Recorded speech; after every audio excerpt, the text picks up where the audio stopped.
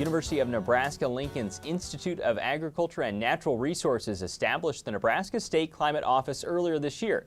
That office is now rolling out more online tools to help producers on their operations. Earlier this week, we talked with its director, Martha Shulski, to learn more about those resources and the purpose of the office.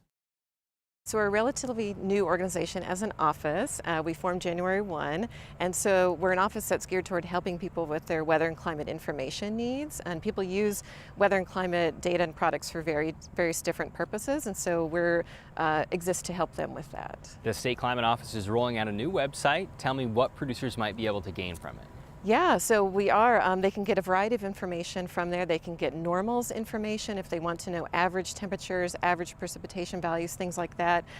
They can also get the latest real-time conditions from our Nebraska Mesonet. So we actually have two different websites. We have the State Climate Office website, and embedded within that we have the Nebraska Mesonet website, so they can get up-to-date hourly conditions. They can get the previous day's conditions, so a variety of variables from the network. For a bit of clarity, what is the Mesonet? Yes, so it's a weather observing network throughout the state of Nebraska, where we have about 66 observing locations in the state. We started with 5 in 1981, and now we're up to almost 67.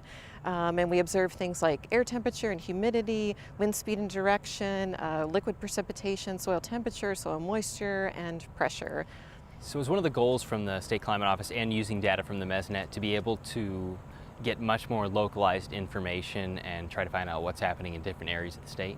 Right, that's the hope. So we have 45 counties that are represented currently in the Mesonet, and our goal ultimately would be to have all 93 counties represented. So a user can pick a location that's close to them and find detailed information, and they can also find kind of crop-specific or ag-specific information such as growing degree days, evapotranspiration estimates, and so forth.